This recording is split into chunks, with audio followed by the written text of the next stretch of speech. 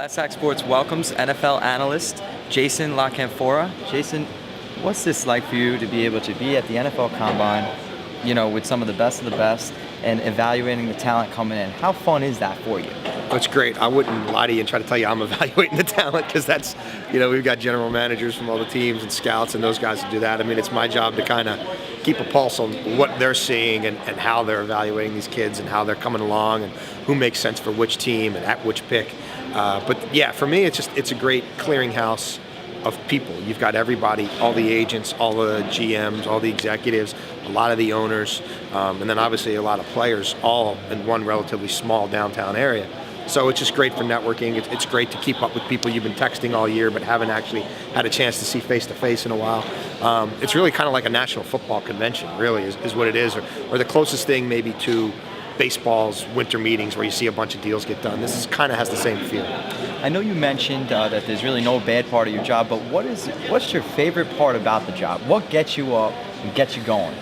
It's breaking news. I mean, anytime you feel like you've got something first before anyone else, that's kind of what gets you out of bed in the morning. That's what keeps your adrenaline pumping. I mean, it's really the business of news gathering and dissemination and being as fair and accurate with it as possible, but also being first as much as you possibly can. So it's the chase. You're constantly chasing this story or that story. There's so much going on in the NFL. People have a thirst for information endlessly. It seems like it doesn't matter if it's the dog days of May or week one of the season.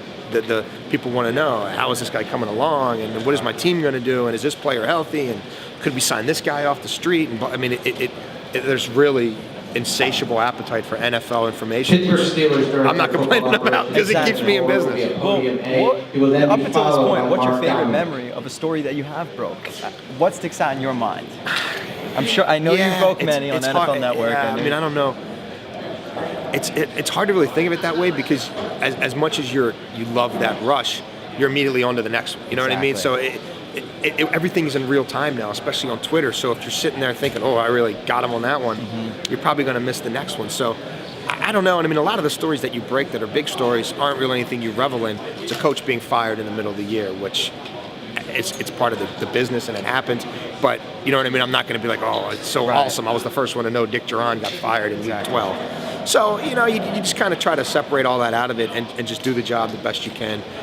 Enjoy all the perks that come with it. And, sometimes you're not going to get everyone. I mean, there's great people who've been doing this a long time in this industry who are going to break a lot of stories. So you also kind of learn that you don't want to get too high when you get one, and you don't want to sulk when you don't, because there's still something else out there. Well, we appreciate you taking the time, and you're doing a great job at the NFL Network, and we wish you the best, more success to come. And is there any talent out there entering this combine, entering the draft, that sticks out in your mind that you think is a no-brainer? I mean, which guys stick out in your mind as guys that you would definitely jump on? I mean, every time you say someone's a no-brainer, or you have to take this guy, you just don't know. There's certain guys who athletically might be a no-brainer, but you worry about off-field activities or who they hang out with, work habits, how they'd handle success and money. And there's a human being element to it as well. So, I mean, are there people who are necessarily a slam dunk? I don't know. I mean, I like this. There's people say there could be 12 defensive linemen worthy of going in the first round, and some of those top end guys, like the kid Bowers, would seem to be a slam dunk. But then there's some who say he doesn't bring it every play.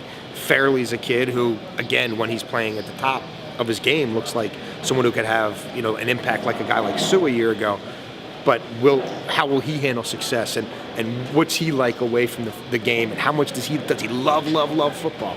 So I mean, the kid Quinn, another pass rusher from North Carolina, who I think maybe has more talent than anyone on the defensive side of the ball. He didn't play last year; he was suspended, so we haven't seen him on film for a year. So it's hard to say, but those are some of the guys who intrigue me, and obviously Cam Newton. I mean, he's this year's Tim Tebow. He's going to get a lot of attention. Quarterbacks are always in the limelight. So how he performs, and again, how he conducts himself in interviews. Does he say anything comes out of his mouth that's controversial, or makes these GMs take another step back and say, man, we like the player, but are we sold on the leader? Are we sold on the person? So that's why those guys make the big bucks. Well, exactly. Well, you're doing your thing, man. And last question. If you had the first pick overall, who would you take? I mean, would you go with a Cam Newton to try and turn that franchise around and get that franchise quarterback? Would you trade down because of the financial burden that it puts on your team? Do you grab that pass rusher to replace Julius Peppers, or have a Nick Fairley and Bowers coming in? What would you do? If I'm the Panthers, I'm not sure I go quarterback there. As much as they need a quarterback, and they certainly do, we'll find out more about Clausen as he plays more. I just think you're bringing in Ron Rivera, you're bringing in a defensive scheme. You've lost a lot of talent in your D-line the last few years. Charles Johnson now, maybe they lose him as a free agent. We don't know. They put the RFA tag on him, or tender on him, but you don't know if that's even going to matter in the next CBA. I would be looking at one of those defensive linemen. I think as I learn more about them as people, I think really you're looking at Fairley, you're looking at Bowers, you're looking at Quinn. I would probably go with one of them. Okay, well, thank you very much from Class Act Sports. We'd like My to pleasure. really Thanks for having me. Continue much success. Likewise. You very much. Thank you. Appreciate it.